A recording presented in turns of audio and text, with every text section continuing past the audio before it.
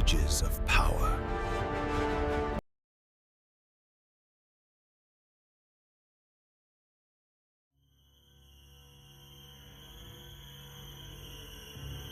January 21st, 1793, Paris, Plaza de la Révolution. The crowd has been gathering since dawn, 30,000 people, maybe more. They've come to witness something that has never happened before, not like this, not in broad daylight, not by the will of the people. They've come to watch their king die. Louis Capet, they don't call him king anymore, climbs the scaffold, his hands are bound. He tries to speak, no one hears his final words. The drum begins again, and then, for one impossible moment, all of France holds its breath. They dip handkerchiefs in his blood, souvenirs of a new age. The divine right of kings, 1,000 years of European order, dies with him, and across Europe, every throne begins to tremble.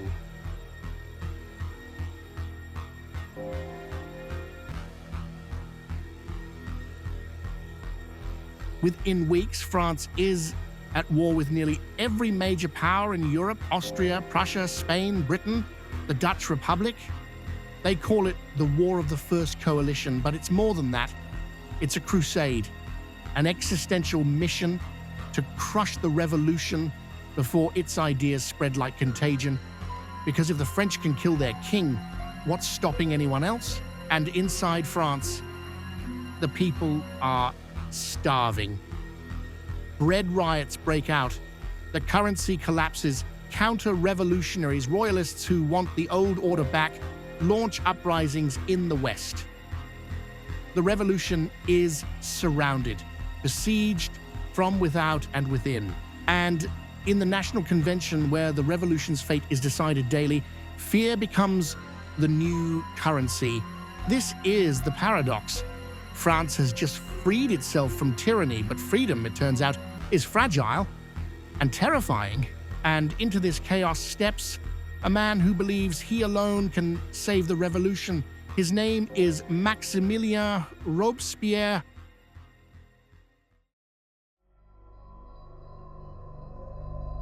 If you saw him on the street, you'd walk right past him. 5'3", powdered wig, always perfect. He dresses like a minor bureaucrat, speaks in a high, nasal voice. No charisma, no swagger. But Maximilien Robespierre has something more dangerous than charisma. He has certainty. He was a lawyer before the revolution, defended the poor, the accused, never took a bribe, never bent. They called him the Incorruptible. He worshipped the philosopher Jean-Jacques Rousseau, believed in the general will of the people, in virtue as the foundation of the Republic. But here's the problem with virtue. Virtue allows no compromise. Virtue sees the world in black and white. Virtue, taken to its extreme, becomes a knife. By July 1793, Robespierre joins the Committee of Public Safety, a 12-man emergency government with near absolute power. Their job, save the revolution by any means necessary. And Robespierre has a plan.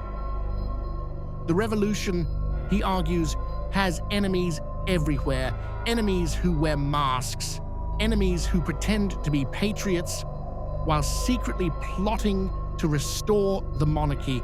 The only way to save the Republic is to purge these enemies ruthlessly, permanently, and so begins the reign of terror.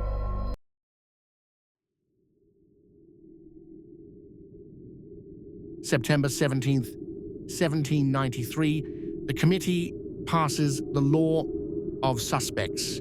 It's only a few paragraphs, but those paragraphs change everything. Those who, by their conduct, relations, or language, show themselves partisans of tyranny, or who cannot justify their means of existence. In other words, anyone could be an enemy of the revolution. The nobleman who misses the old days, the merchant who complains about prices, the person who doesn't cheer loud enough at a patriotic rally. Denunciations flood in. Neighbors turn on neighbors. A careless word at dinner becomes a death sentence. The prisons overflow. By the spring of 1794, the guillotine operates daily, sometimes 30 people a day, sometimes 50. They call the carts that carry the condemned tumbrils. The crowds line the streets to watch them pass. Some jeer, some weep, most just watch, numb. The revolution has become a devouring machine.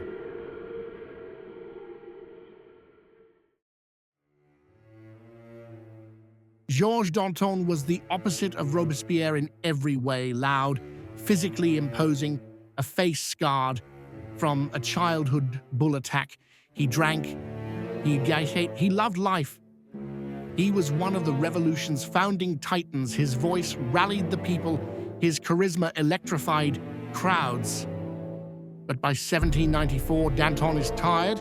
He's seen too much blood. He wants to slow down the terror, to negotiate peace with France's enemies, to stop the killing. Robespierre sees this as weakness, worse, as treason. March 30th, 1794, Danton is arrested. His trial is a spectacle. Danton roars his defense. His voice shakes the courtroom.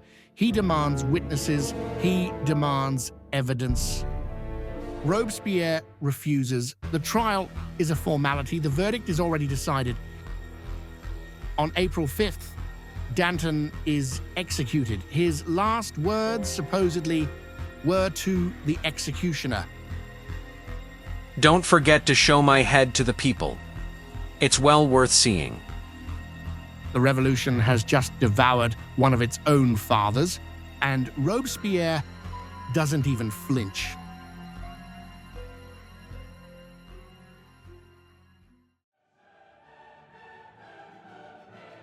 By the summer of 1794, Robespierre has begun to lose his grip on reality. He's always been a deist, believing in a vague, moralistic God. But now he wants to formalize it, to replace Catholicism with something pure, something revolutionary. So he organizes the Festival of the Supreme Being.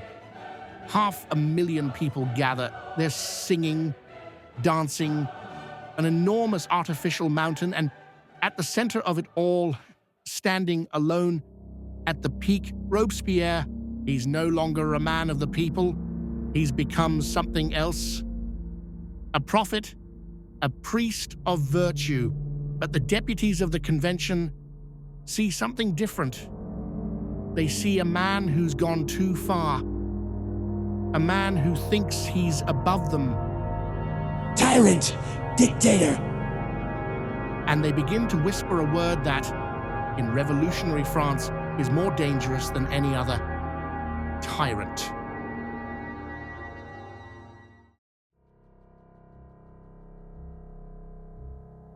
July 27th, 1794. The revolutionary calendar calls it the 9th of Thermidor.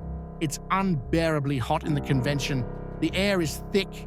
Everyone knows something is about to break. Robespierre rises to give a speech. He's tired, paranoid. He warns of conspiracies, of traitors in their midst, but he doesn't name names. And that's his mistake, because if everyone might be guilty, then everyone has a reason to strike first. The hall erupts. Voices shouting over him. For the first time in his career, Robespierre cannot be heard. Someone yells, "Down with the tyrant!" He's arrested, along with his closest allies. That night, Robespierre and his followers barricade themselves in the Hôtel de Ville, the Paris City Hall. They're surrounded. A shot rings out. Robespierre's jaw is shattered. Some say he tried to shoot himself. Others say a soldier shot him. No one knows for sure. He's dragged to the guillotine the next day. The executioner tears the bandage from his jaw. Robespierre screams a sound that witnesses say they'll never forget. And just like that, it's over. The terror ends not with a grand proclamation, but with exhaustion. The killing simply stops.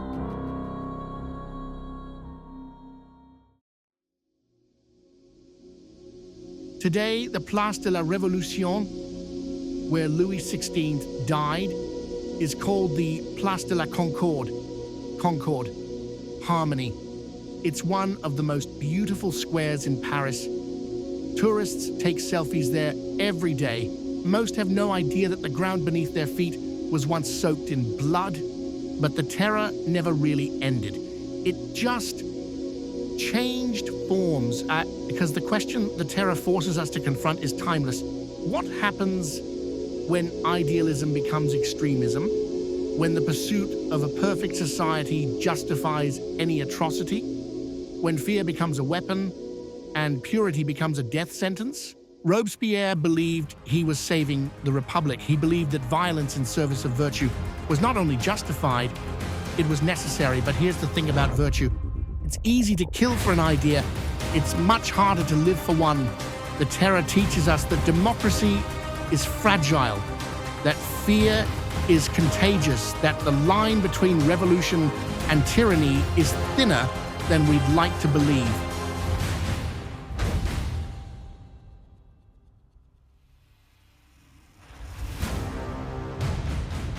And it teaches us one more thing, that the people who promise to save you by any means necessary are often the ones you should fear the most. The revolution, as they say, devours its children, but it never stops being hungry.